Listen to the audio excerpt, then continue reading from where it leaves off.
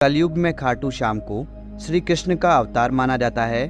खाटू श्याम को हारे का सहारा कहा जाता है, क्योंकि जिसकी मनोकामना कहीं पूरी नहीं होती उसको श्याम बाबा पूरी करते हैं। इस वीडियो में हम आपको खाटू श्याम का इतिहास, कहानी, कथा और खाटू श्याम मंदिर कहाँ स्थित है इसकी पूरी जानकारी देंगे। खाटू श्याम का इतिहास महाभारत काल से है।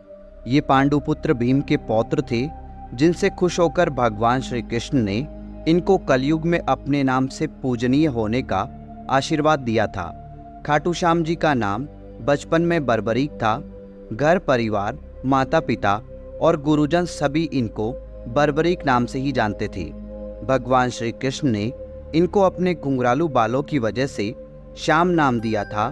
खाटू श्याम जी को श्याम बाबा, दीनों का नाथ, कलयुग का अवतार, शीश का दानी, खाटू वाला श्याम, हारे का सहारा, लखदातार, नील घोड़े का असवार, खाटू नरेश आदि नामों से भी जाना जाता है।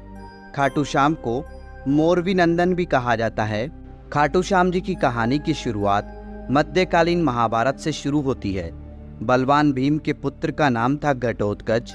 घटोत्कच का विवाह दैत्य राजा मूर की पुत्री कामक कंटकटा, जिसे मौरवी के नाम से भी जाना जाता है, के साथ हुआ था। मौरवी और घटोत्कच ने एक पुत्र को जन्म दिया जिसका नाम था बर्बरीक। बचपन से ही बर्बरीक ने अपनी माता मौरवी और भगवान श्री कृष्ण से युद्ध कला सीखी। बर्बरीक ने भगवान शिव की तपस्या की, जिससे प्रसन्न होकर शिव जी ने उन्हें 3 बाण दिए। ये 3 बाण उनको तीनों लोकों में विजय दिलवा सकते थे। यह वरदान पाकर बर्बरीक बहुत खुश हुए। बर्बरीक अपनी वीरता और शक्तियों के लिए जाने जाते हैं। महाभारत काल में जब कौरव और पांडवों के बीच युद्ध शुरू होने वाला था, तब बर्बरीक अपनी माता के पास गए और युद्ध देखने की स्वीकृति मांगी। इस पर उनकी माता ने उनसे पूछा कि तुम किसकी तरफ से युद्ध लड़ोगे। इस पर बर्बरीक ने जवाब दिया, जो हारेगा मैं उसकी तरफ से युद्ध लड़ूंगा। माता से आज्ञा मिलने के बाद बर्बरीक महाभारत का युद्ध देखने के लिए निकल पड़े। भगवान श्री कृष्ण यह सब देख रहे थे। श्री कृष्ण जानते थे कि यदि बर्बरीक को नहीं रोका गया तो युद्ध का परिणाम पलट देगा। रास्ते में जाते हुए बर्बरीक को श्री कृष्ण ने ब्राह्मण का रूप धारण करके रोका और पूछा, हे बालक, तुम अकेले यह 3 बाण लेकर कहाँ जा रहे हो। तब बर्बरीक ने जवाब दिया कि मैं महाभारत का युद्ध देखने जा रहा हूँ और इस युद्ध में जो हारेगा मैं उसका साथ दूंगा। उपहास पूर्वक श्री कृष्ण ने कहा, सिर्फ 3 बाण के सहारे युद्ध लड़ने जा रहे हो, इनसे तो 3 सैनिक भी नहीं मरेंगे।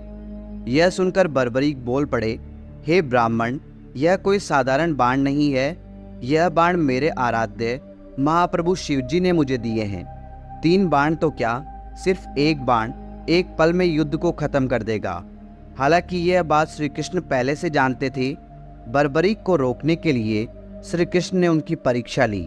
श्री कृष्ण ने कहा, हे बालक, इस पीपल के पेड़ के पत्तों को भेद कर दिखाओ। तभी बर्बरीक ने एक बाण निकाला और अपने आराध्य का ध्यान करते हुए बाण छोड़ा, जो पीपल के पेड़ के सभी पत्तों को भेदता हुआ निकल गया।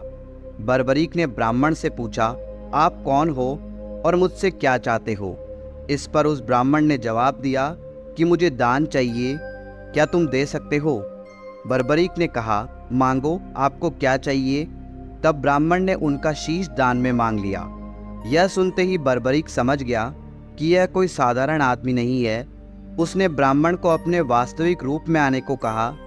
तब भगवान श्री कृष्ण अपने असली रूप में बर्बरीक को दर्शन दिए। अपने गुरु को सामने पाकर बर्बरीक धन्य हो गया। तब बर्बरीक ने रात भर भजन किया और दूसरे दिन फाल्गुन शुक्ल द्वादशी को स्नान करके अपने हाथों से बर्बरीक ने बिना देरी किए अपना शीश काटकर भगवान के चरणों में रख दिया। भगवान श्री कृष्ण ने शीश को एक ऊंचे स्थान पर रखा ताकि बर्बरीक महाभारत का युद्ध देख सके।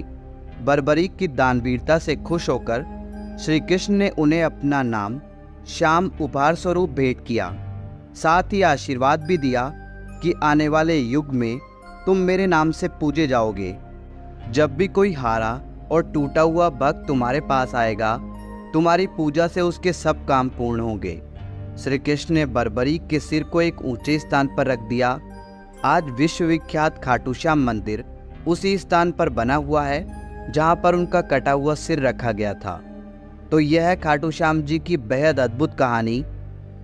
खाटू श्याम का महत्व कलयुग के साथ साथ बढ़ेगा, क्योंकि भगवान श्री कृष्ण ने इनको आशीर्वाद दिया था कि जैसे जैसे कलयुग बढ़ेगा तुम्हारा यश और लोगों की आस्था बढ़ेगी।